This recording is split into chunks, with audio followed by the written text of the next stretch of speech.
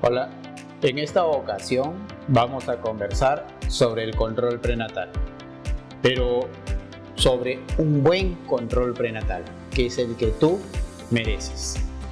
Todos conocemos esta cartilla, acá lo conocemos como carnet de control prenatal, ¿no? En ella van todos los datos del embarazo que nos permite hacer un seguimiento del mismo y quizá detección de algunas patologías. Esto es adecuado, pero no es suficiente. Es momento de que esto deba cambiar. Allá por 1901, Ballantyne propuso el modelo de seguimiento de las gestantes en el que se hacía más frecuente el control prenatal hacia el final del embarazo. O sea, como a ti te citan ahora, ¿no? Hacia el final del embarazo vas más seguido al hospital.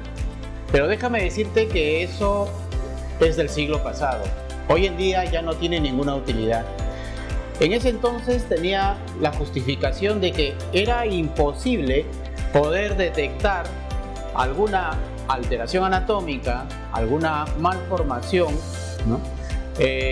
Alguna aneuploidía, algún riesgo de preeclampsia, algún riesgo de diabetes, algún riesgo de anemia fetal, algún riesgo de síndrome de transfusión feto-fetal, algún riesgo de acretismo, algún riesgo de parto pretérmino, ¿no? En ese entonces no era posible y había que esperar a que llegues al final del embarazo o que se produzca el mismo para recién encontrarnos con la ingrata sorpresa. Hoy en día eso cambió. Desde el 2011, en que Nicolaides propuso el modelo de la pirámide invertida, eso cambió.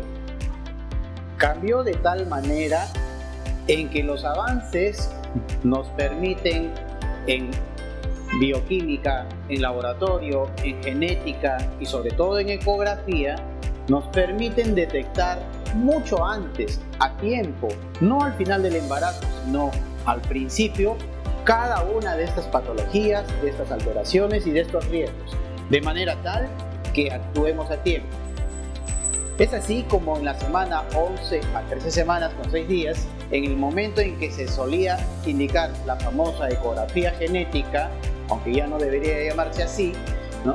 Es el momento preciso que tenemos para realizar este tamizaje o esta detección de cada uno de estos riesgos, de manera que te ofrezcamos una solución y derivarte, si no, con el especialista indicado o con el centro o instituto especializado para poder resolver este problema.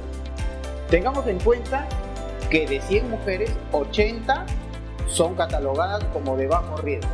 Eso quiere decir que, entre comillas, no le prestaremos la debida atención, porque en teoría son de bajo riesgo.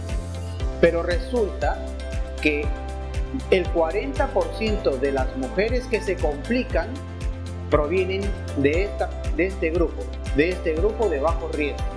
Quiere decir que casi la mitad de estas pacientes que son catalogadas como de bajo riesgo y a la que no le prestaremos mucha importancia porque, entre comillas, no va a pasar nada, resulta que al final sí pasa, resulta que al final sí se complican, resulta que al final ese embarazo termina mal.